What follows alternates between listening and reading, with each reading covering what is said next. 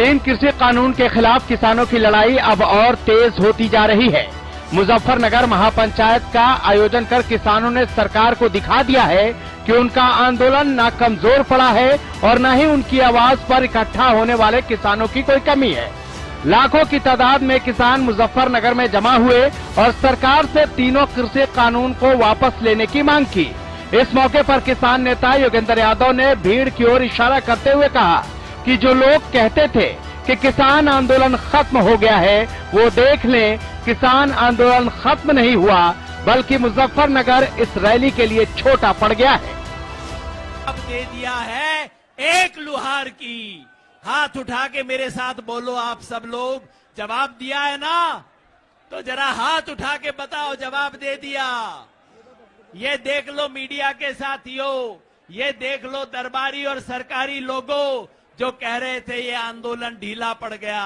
अरे ये ग्राउंड ही छोटा नहीं पड़ गया, मुजफ्फरपुर शहर छोटा पड़ गया इस रैली के लिए आज तो। वहीं किसानों को संबोधित करते हुए किसान नेता दर्शनपाल ने बताया कि कुछ कारणों की वजह से 25 सितंबर को होने वाले भारत बंद को स्थगित कर दिया गया है। अब 27 सितंबर को संयुक्त किसान मोर्चा के आह्वान पर भारत बंद किया जाएगा। कि हमारा जो 25 तारीख को भारत बंद की कॉल थी, उसको संयुक्त मोर्चा ने बहुत सारे कारणों के चलते हुए वो 25 की जगह शनिवार की जगह 27 सितंबर को दिन सोमवार को अब वो भारत बंद होगा। ध्यान से सुन लिया सबने। सभी किसान नेताओं ने बारी बारी से महापंचायत को संबोधित किया, लेकिन राकेश टिकैत का सभी किसानों को बेसब्री से इंतजार था। मंच पर पहुंचते ही राकेश टिकैत का जोरदार स्वागत किया गया।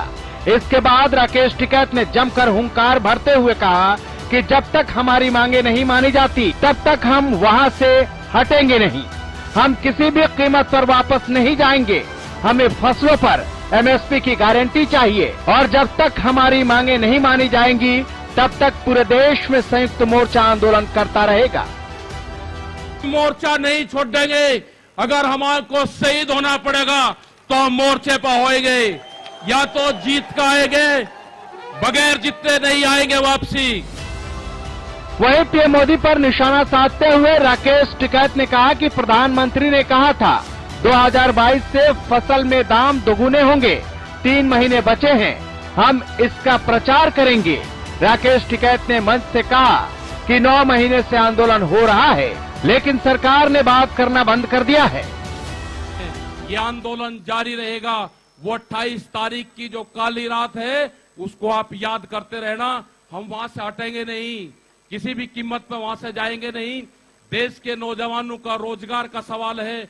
450 रुपया क्विंटल गन्ने का इन्होंने भाव की बात करी थी, वो चाहिए हमको फसलों पे एमएसपी की गारंटी चाहिए।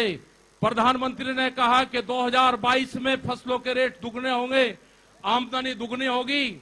3 महीने की बात रहेगी है। 1 जनवरी से बिकने वाली फसलें दुगने रेट पे बेचेंगे। ये प्रचार हम करेंगे।